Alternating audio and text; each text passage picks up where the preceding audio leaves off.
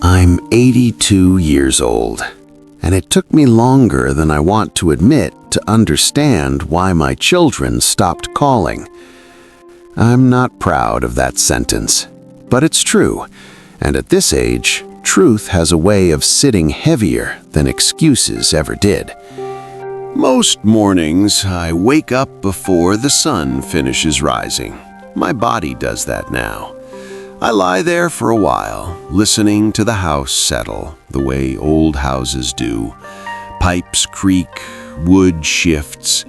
There's a clock in the hallway that ticks louder than it used to, or maybe I just notice it more now.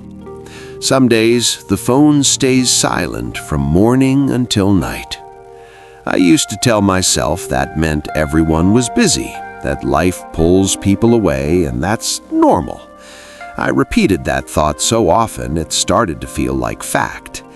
But when the days turned into weeks, and the weeks stretched longer, I had to sit with a different possibility. I'm not telling this to blame my children, I want that clear. They are not cruel people. They didn't wake up one day and decide to erase me from their lives. What happened was slower than that, quieter, and in many ways, I helped build it. At my age, you think a lot about endings, not in a dramatic way, just in a practical one. You start sorting things without meaning to. Old papers, old habits, old beliefs. And one of the beliefs I had to finally let go of was the idea that I was an easy parent, or even a good one in the way I thought I was. When I was younger, I believed love showed itself through structure, through rules, through making sure my children were prepared for the world. I didn't grow up with much softness. My parents weren't unkind, but they weren't gentle either. You did what needed to be done, you didn't complain, and you didn't talk too much about feelings. That seemed normal to me. In my 20s, when I first became a parent, I was terrified. Not in a way I talked about, just a constant hum under everything. I was responsible for these small people, and I didn't want to fail them. So I focused on what I knew how to control: schedules, discipline, expectations. I worked hard. I made sure bills were paid. I was home for dinner more often than not. From the outside, it probably looked stable, maybe even admirable. I told myself that stability was love, and maybe part of it was, but it wasn't the whole thing. I wasn't unkind.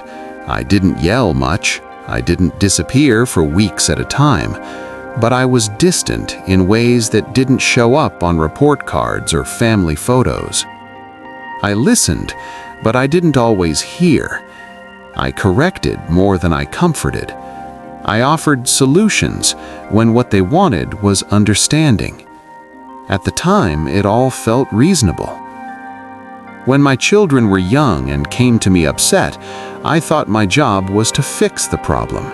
If they were sad, I'd explain why it wasn't that bad. If they were angry, I'd tell them to calm down. I thought I was teaching resilience. What I was really teaching, without knowing it, was that their feelings were inconvenient. That realization didn't come to me until much later. At the time, I believed I was doing exactly what a parent should do: prepare them, toughen them, keep them moving forward. There were moments I missed, but I didn't think of them as losses. A school event here, a long conversation cut short there. I told myself we had time. There would be other chances, other talks. Time felt generous back then. As they grew older, the conversations changed. They stopped telling me everything. That felt normal too. Teenagers pull away. That's what everyone says, so I didn't question it much. What I didn't see was that they were learning who I was safe to be around. They learned what topics brought lectures instead of listening, what emotions were met with discomfort, what parts of themselves were quietly unwelcome.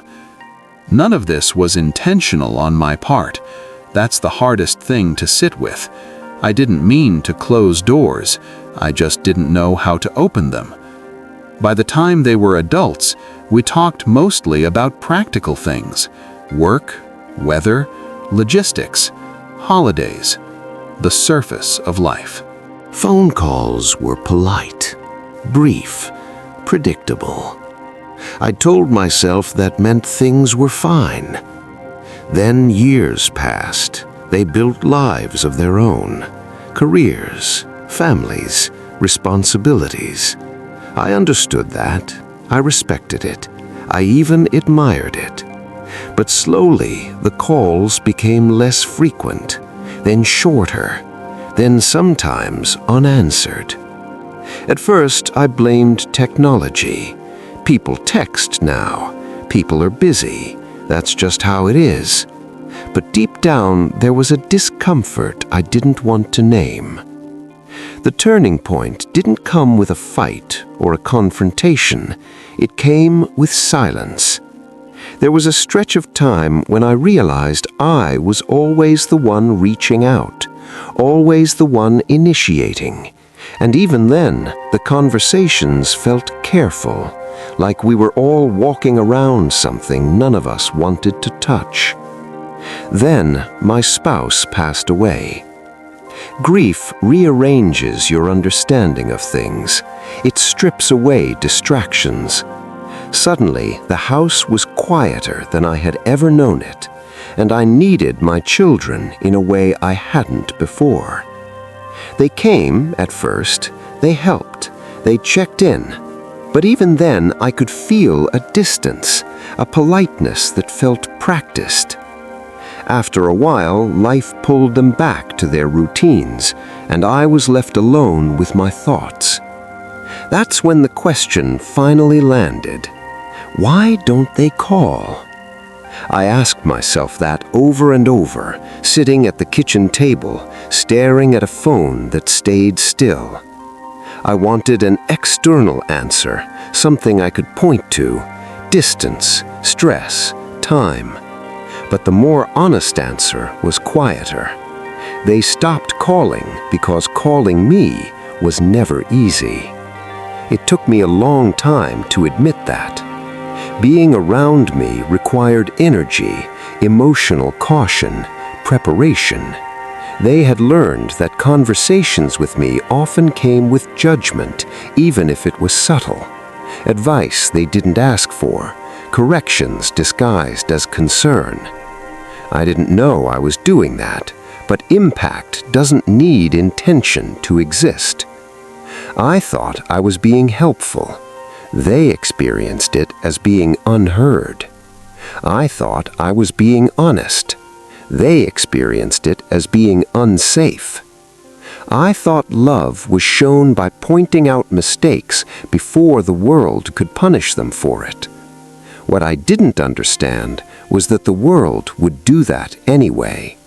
My job was to be the place they could land, and I wasn't. Not consistently, not gently enough.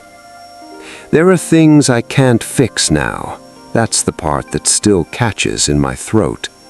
I can apologize, and I have, but apologies don't rebuild trust overnight. Sometimes they don't rebuild it at all.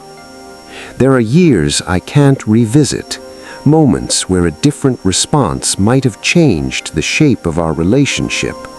I see them clearly now, like markers on a road I didn't know I was leaving. I wish I had known that being right was less important than being kind, that listening didn't require fixing, that presence mattered more than preparation. If you're listening to this, I'm not asking you to blame yourself for every distance in your life. People grow apart for many reasons, but I wish someone had told me that children don't pull away because they don't care. They pull away because it hurts to stay close. At 82, I finally understand that my children didn't stop calling because they forgot me.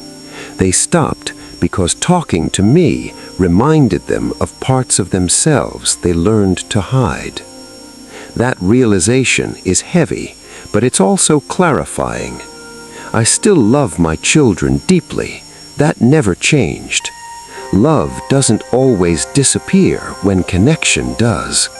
Sometimes it just sits there, unused, like a tool you never learned how to hold properly. Now, when the phone rings, I try to listen more than I speak. I choose my words carefully, not because I'm afraid, but because I understand what's at stake. I don't know how much time I have left. None of us do. But I know I don't want to spend it pretending I don't see the truth anymore. If this meant something to you, sit with it quietly. You don't have to fix anything today. Just notice how people feel when they're with you. Notice what they bring to you and what they don't.